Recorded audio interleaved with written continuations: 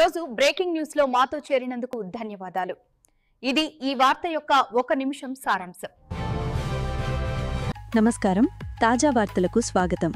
భారత క్రికెట్ జట్టు చారిత్రక ఆసియా కప్ విజయం ఒక అపూర్వమైన రాజకీయ వివాదంతో ముడిపడింది. దుబాయ్లో ఆదివారం జరిగిన ఫైనల్లో చిరకాల ప్రత్యర్థి పాకిస్తాన్ను ఓడించి మెన్ ఇన్ బ్లూ 9వ టైటిల్ గెలుచుకుంది.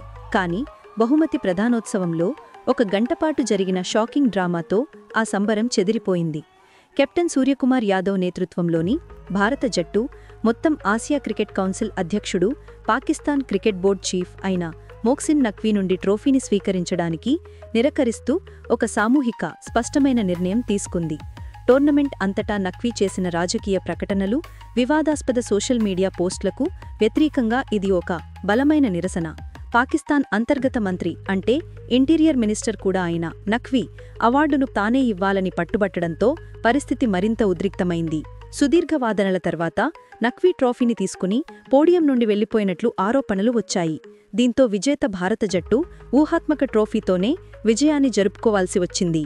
ఈ దృశ్యం వెంటనే వైరల్ అయింది.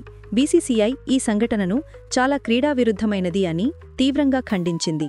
రాబోయే ఐసీసీ సమావేశంలో గట్టి నిరసన తెలియజేస్తామని ప్రకటించింది.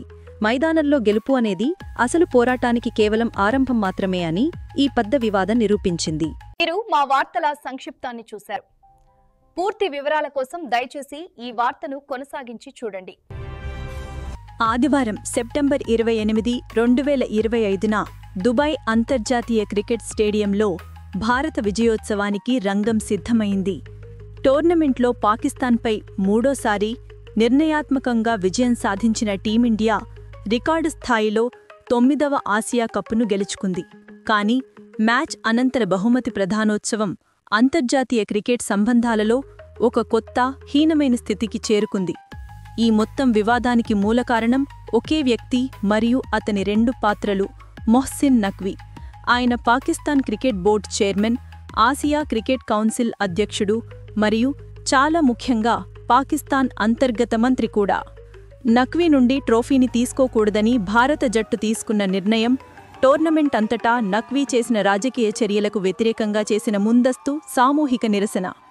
మొదటగా భారత జట్టు సెప్టెంబర్ 14న జరిగిన మొదటి మ్యాచ్ నుండే పాకిస్తాన్ ఆటగాళ్లతో హ్యాండ్షేక్ చేయకూడదు అనే విధానాన్ని అనుసరించింది. ఈ చర్య పెరిగిన రాజకీయ ఉద్రిక్తతలు మరియు ఇటీవలి సరిహద్దు ఘర్షణలకు, ముఖ్యంగా ఏప్రిల్ 2025లో పహల్గామ్లో జరిగిన తీవ్రవాద దాడి తర్వాత ప్రత్యక్ష ప్రతిస్పందనగా పరిగణించబడింది.